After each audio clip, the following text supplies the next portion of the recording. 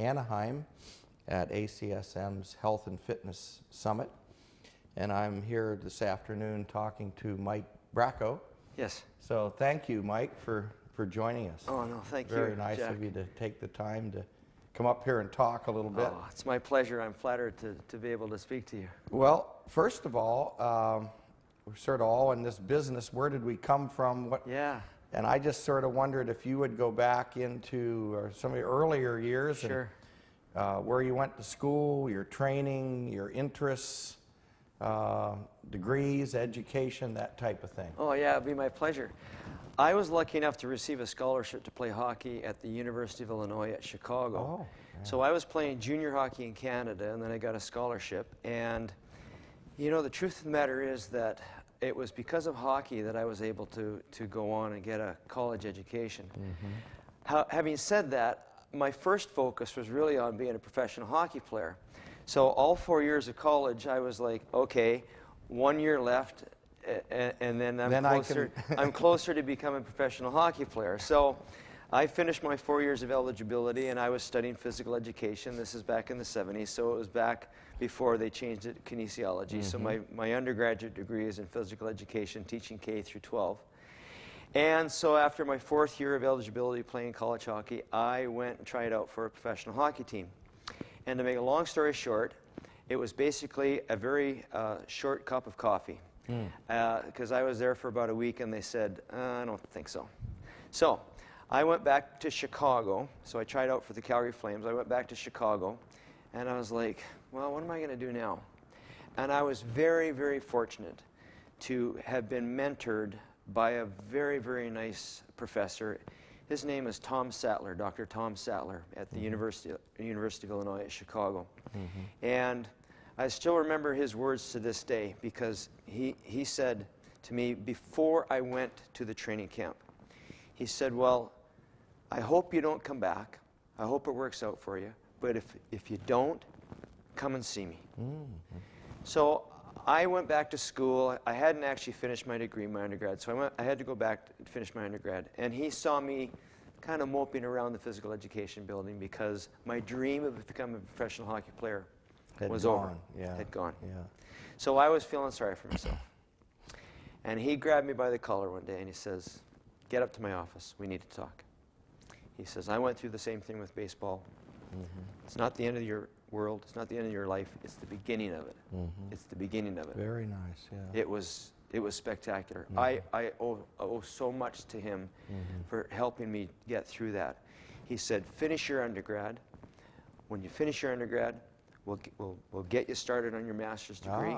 And I was like, master's degree? I was like, are you kidding me? A master's degree? I never even thought I would get a college degree, let alone a master's degree. Right, right. So I was thinking that was pretty cool. Mm-hmm. And he was so nice about it. And he was like, you can do it. It's not, you know, it's not insurmountable. It's hard work. It's just, you just got to read a lot and do your stuff. Yeah. So one thing leads to another, and I work under Tom Sattler, and I complete my master's degree. Wow. And again, he helps me get a job at UIC, Illinois Chicago, where I was teaching. What was his field, or what was his specialty, and what did you do? Did you have to do a thesis, or yeah. So to answer your first question, Jack, his area of specialization was like exercise science, kind of applied exercise science, and adult fitness. Oh, okay. So the other thing that was really cool, and I really appreciated about Tom, is that he owned a company at that time called Dr. Sattler's Fitness, and he contracted a bunch of graduate students out to teach fitness classes. This is back like in the middle 80s, and so we would go to various locations in Chicago. For me, it was like downtown Chicago during the day, and then I'd go back out to the suburbs at night, close to where I lived, and we taught these fitness classes. It was fantastic. It was great. Yeah. And so not only did he get me involved in like the academic side, but he also got me involved in the fitness side. That's really where I started with fitness. Okay. And you could actually earn some money doing it. I was earning a little bit of cash. That's right. Yeah. Now, having said that, I was also working at a facility called the Chicago Athletic Association.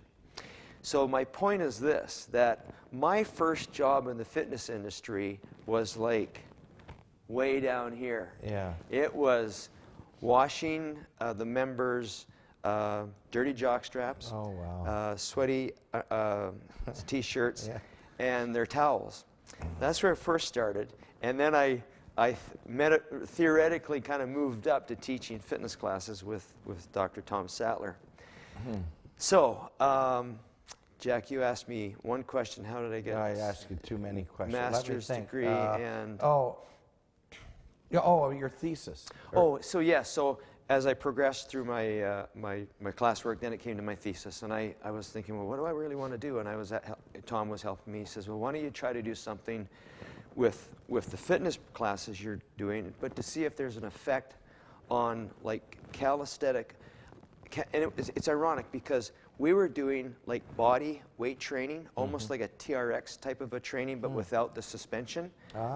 And he said, well, why don't you see if that works to improve the fitness of some of the teams on campus? So at that time, they still had a hockey team, so I worked with the hockey team. I worked with the women's volleyball team and the women's basketball team.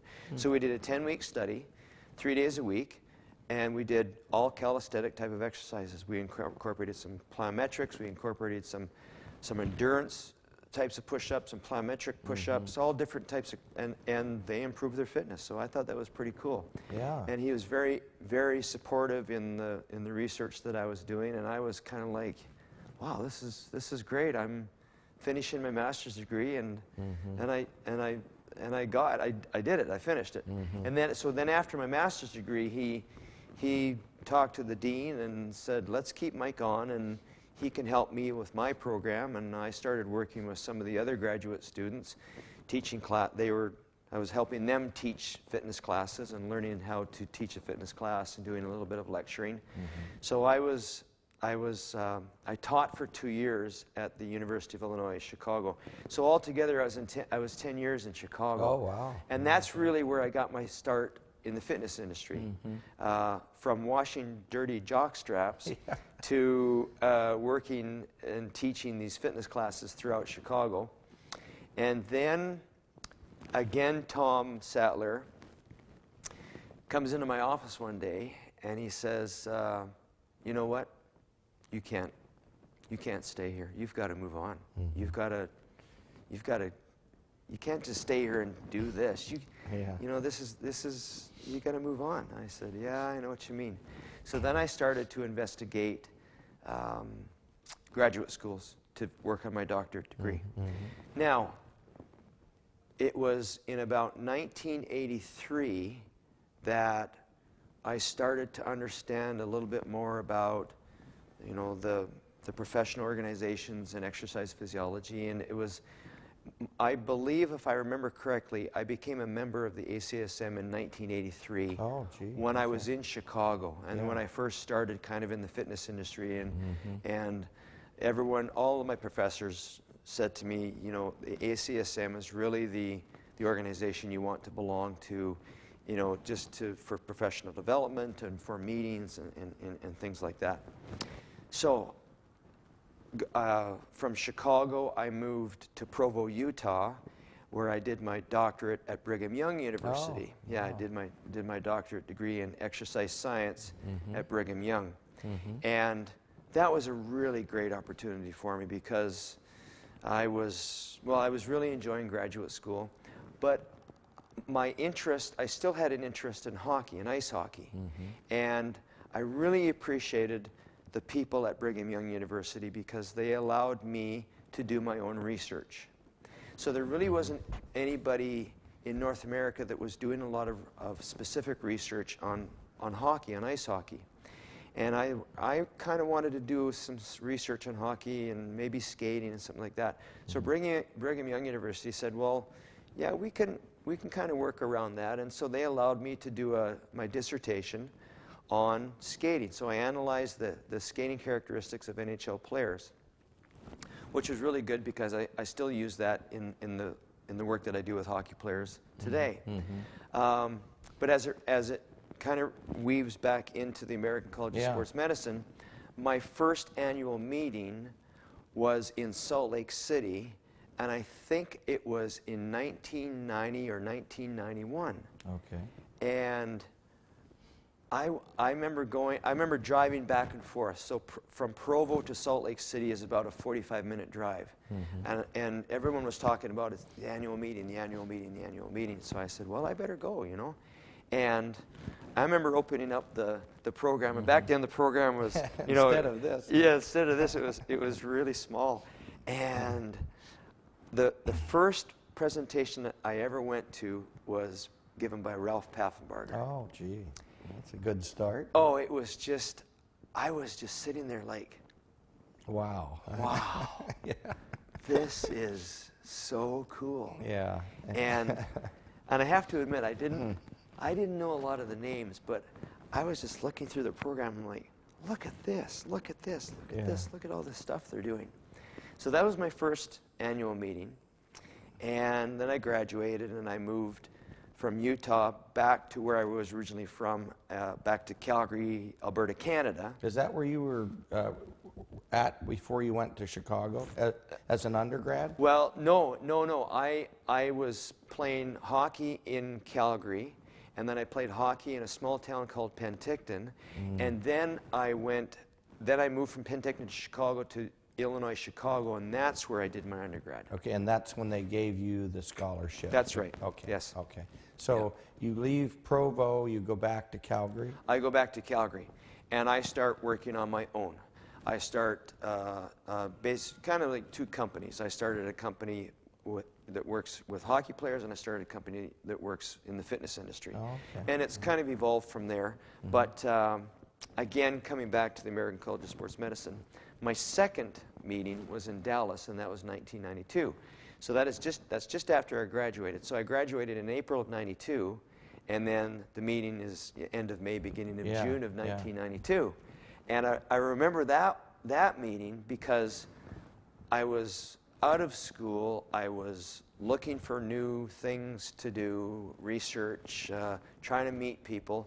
And I remember literally running from one session to the other to try to listen to this person and try to listen to this hockey research and try to listen to that. And then on a personal note, I was still kind of young back then, so I remember a lot of my friends and colleagues we enjoyed, and that's back when at the annual meeting the Wednesday night reception was a big party. I remember it very well, yeah. Band and everything. That's right. And it was a party. Yeah. And so in the early days, it was not much sleep and a lot of waking. So it's changed a little bit and so from 1992 until now, 2011, I've been to every single annual meeting. Oh, yeah. wow. That's And good. I've been to every summit. I've presented at every summit and been on the summit planning committee since 2001. So as it all evolved, as I went to the annual meetings and got to learn more about the American College of Sports Medicine, I realized, well, I want to become more involved, and so I submitted my committee application. First committee I sat on was with some really big hitters in the ACSM. And I remember the first committee meeting, I was just scared to death to say one word because I was with these big hitters in the ACSM. And so it was the ad hoc committee on aging and sports medicine, I believe it was something like that. Oh, And so that was the start. And then I have since served on some other committees, and now it's progressed where So now you're the new chair of the summit. I am so honored and so flattered and so humbled by being asked to be the chair of the Summit Planning Committee. And I'm so excited about it because I think that the summit is so great. Thanks to Larry Golding. Thanks to Ed Howley, who, I mean, Larry Golding was the one that had the vision to say American College of Sports Medicine is, there's more to it than this complete research side. We need to try to bridge that gap, and of course that's our tagline is bridge the gap between science and practical application. So I am indebted to many people. In particular, as it relates to the summit, as we sit here in Anaheim at the summit, I'm indebted to Larry Golding. I'm indebted to Larry Golding in many ways for, first of all, you know, allowing me or encouraging the recommendation for me to be on the summit planning committee. And then I've presented, and then I'm indebted to Ed Howley, who has mentored me to be perhaps a better chair, or at least to show me the ropes of being the chair of the Summit Planning Committee. And so as we move forward into 2012, the 2012 Summit is in Las Vegas, which is kind of neat. I'm just so excited.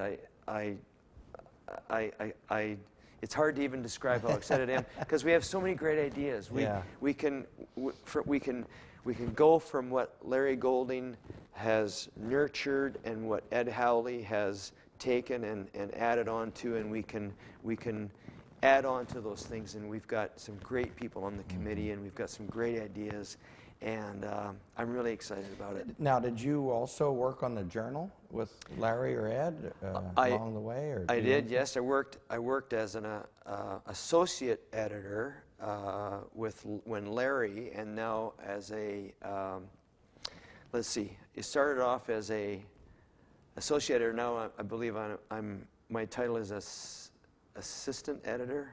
So I've kind of moved up a notch. Okay. Excuse my forgetfulness. Well, exactly. So, but you're involved with the journal. I'm involved with the journal. So. Yes. So which has been a great thing as well. It's really cool. Yeah. I'm really thankful for that. I have a column every other issue. It's called Research Bytes, and I review research that I think would be applicable and interesting to fitness professionals. Yeah, and it's really cool because first of all, I love to write.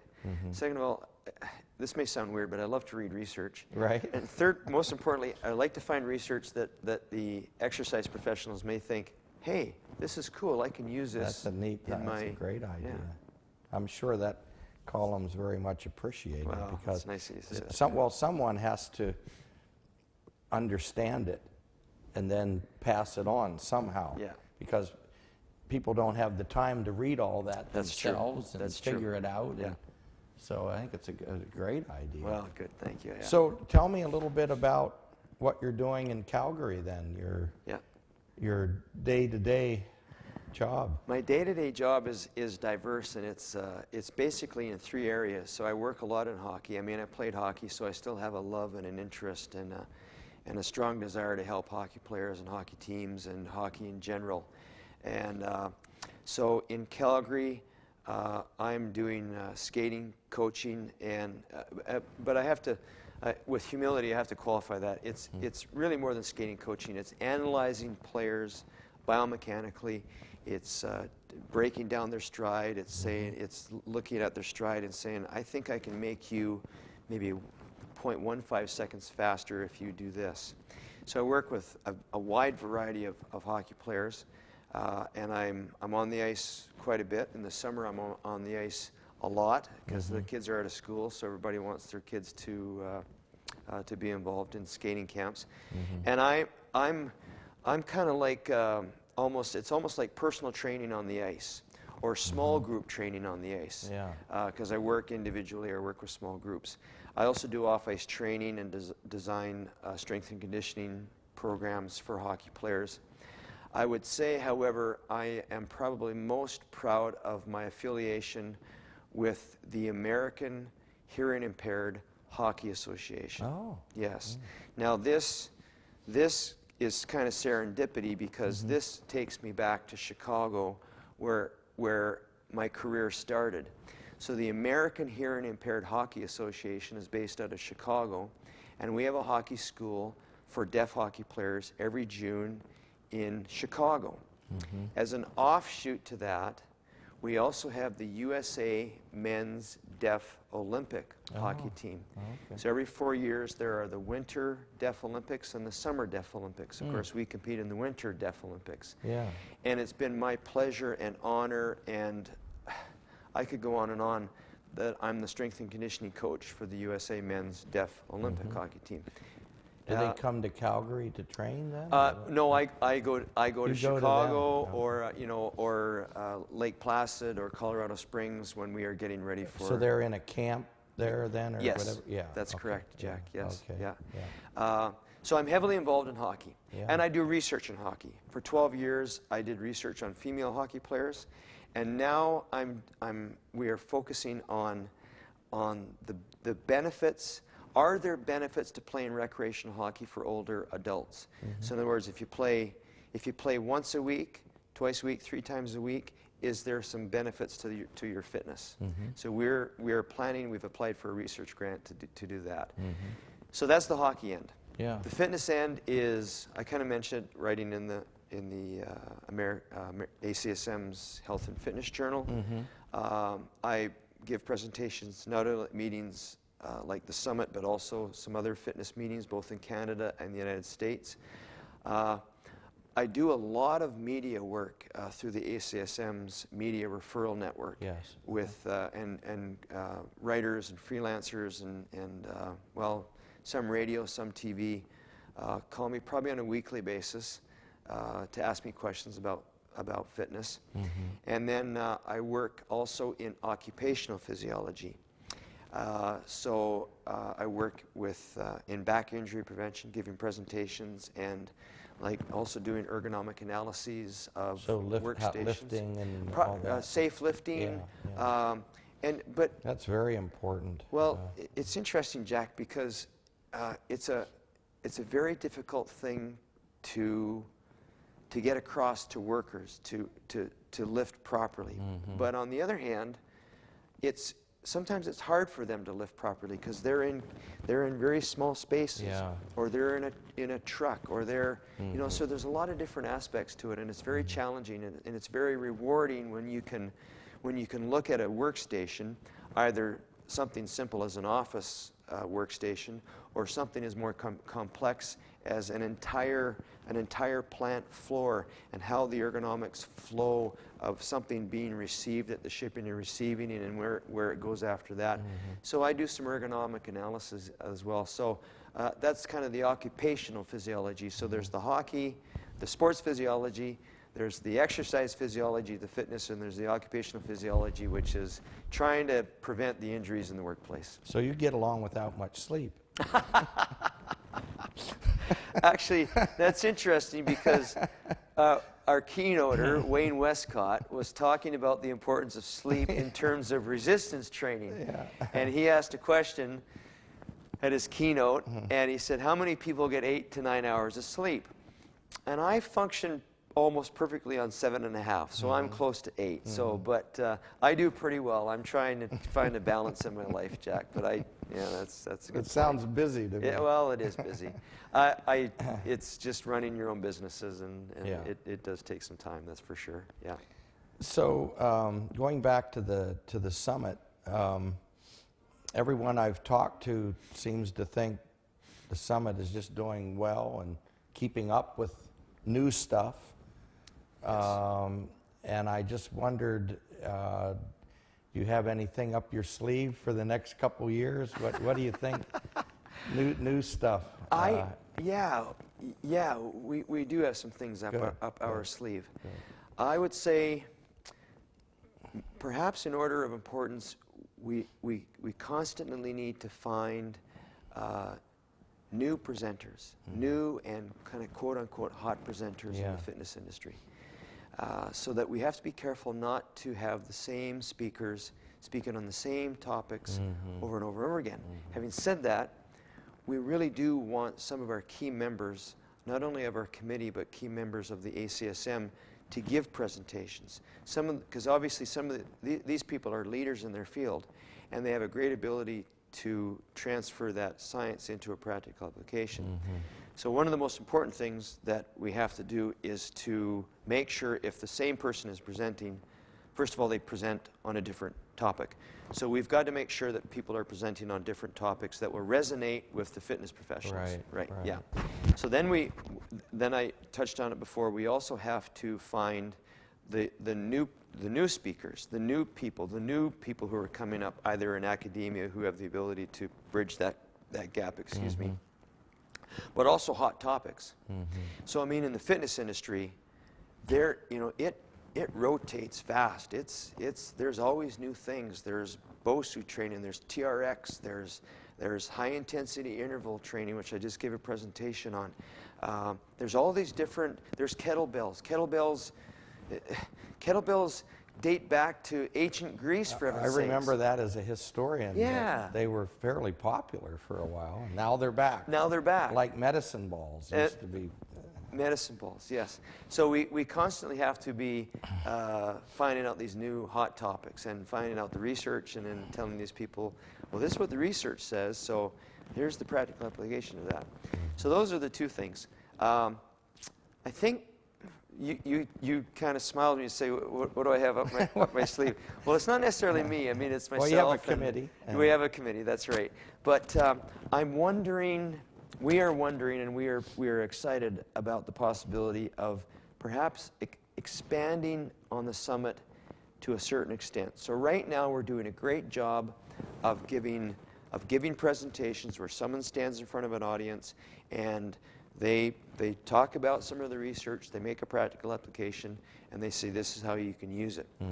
We're doing a really good job with workouts. So we have workouts in the morning, lunch, and in the evening. But we would like to try to cater to perhaps not necessarily a different clientele, but we're wondering if we can draw in some new clients.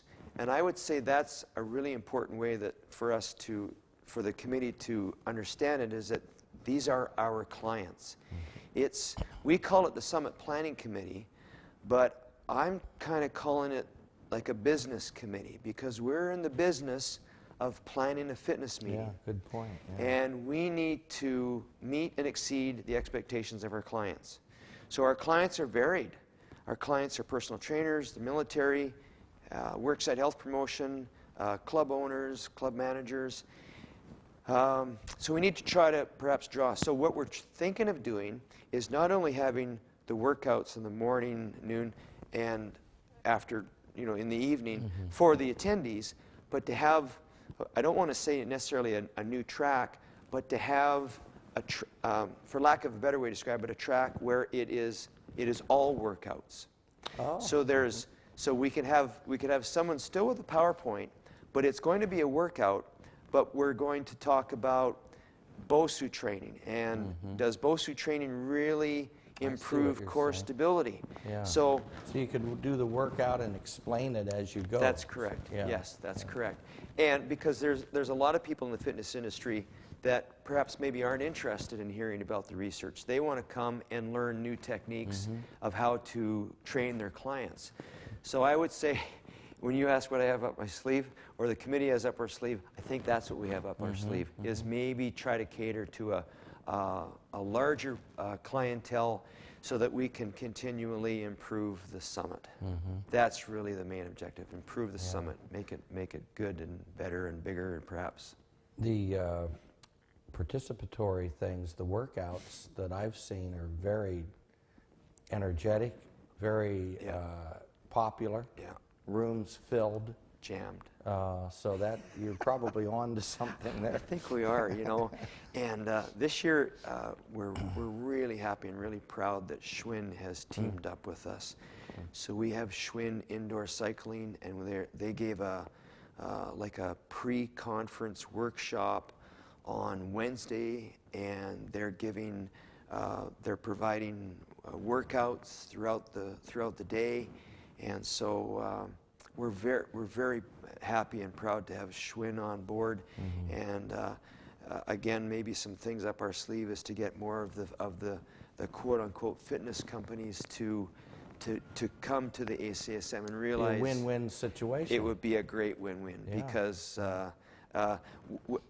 probably what we need to try to do is to convince the fitness companies that the ACSM is not just all about academics. We've got all these certifications for fitness professionals, for personal trainers, And so there's a large population of our membership that isn't necessarily going to the annual meeting. Right. They know about the annual meeting, but we want to try to get the clientele as well as the fitness companies to recognize ACSM is also a little bit about fitness, you know, or a lot about fitness. And these people have the potential to use your equipment.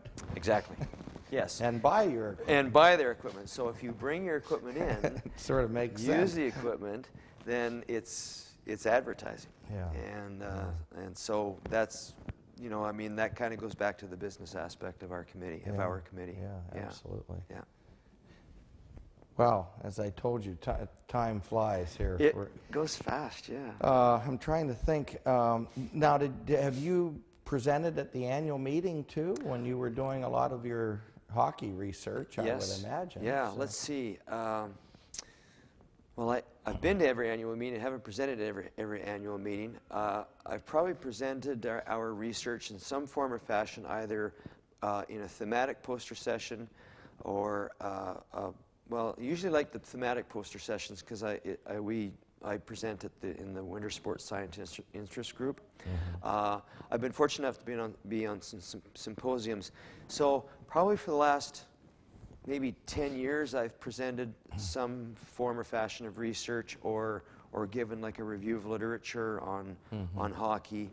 And as I said, I've been fortunate enough to be asked to be on some symposiums which is always very flattering, you know. So, yeah, to have that whole lineup of people, you know, each giving their part. And well, I mean, you yourself bridge the gap. So I think that's really pretty neat because some of the other people that are associated with the summit don't. I mean, they're on more the hands-on side. Yes. Yeah. Whereas you're coming at it from this experience on both sides. Well, yeah, which seems to me to be a good way to go about it. I think so. Yeah, it seems to work really well. And you would tend to know more people on the research side as well. Well, I know a lot of people on the research side. I mean, especially within the Winter Sports Science Interest Group. A lot of those other people are doing research, not so much on hockey, but skiing and down, you know, Nordic and alpine skiing. And so it's probably kind of a good mix of knowing the people on the research side and the people on the fitness side. Yeah, I would think it would be. Yeah, because they both need each other. Yeah, they do indeed. One way or the other. Yeah. In fact, it's interesting because in my presentations, I always like to put a quote that was written by Bill Kramer. Of course, Bill Kramer is a esteemed ACSM member. I know him very well, and I interviewed him last year. Is that right? In Austin. Oh, of course. Oh, right, of course. Yes, right, yeah. Well, he wrote an editorial in the Journal of Strength and Conditioning Research about how it's important for fitness professionals and sports physiologists and all these people to be kind of artistic and creative in what they do, but to also use a factual base of knowledge when you are prescribing exercise. So it's kind of like the art and science of exercise prescription. So if anything, I would say that's kind of what resonates with me, is the art and science of exercise prescription. Need both. Yeah, we do. Yeah, I think so, Jack. Yeah. Wow, thank you so much. This is great. Oh, Jack, it's my pleasure. I'm so flattered that I was asked to This is good stuff because we want to have this available up on the ACSM website, you know, and for students to look at these interviews and for historical record and so forth. There's a lot of good stuff here because so many people I've talked to have, over the years at this meeting and at National, started out wanting to be a PE teacher. Yes. Or wanting to be a coach. Yes. And all of a sudden, they look at me now. Look at what has happened. What has happened. Yeah. And that's the one thing that's resonated through over 100 of these, is how many people had a very similar start. No kidding. Yeah. How about that? Absolutely. Yeah. Wanted to be a hockey player, wanted to be a baseball player, whatever it was. And did they all start by washing dirty jockstraps? No, I never heard that story before. That may be a first, or at least they didn't admit it. Well, I say that with humility, but that was I could go on and on about the Chicago Athletic Association. They probably did, but they didn't want to tell anyone. Well, I like to tell that story because I like to tell people that I really started from really About as low as you can grunt go. work. Yes, that's right. So it's not all suits and ties and Right. standing up in front of an Right. audience and presenting at the summit or presenting at the annual meeting. Well, thanks again. Thank you, Nice Jack. meeting you. It's That very was- nice that to was meet great. you. Thank you very much.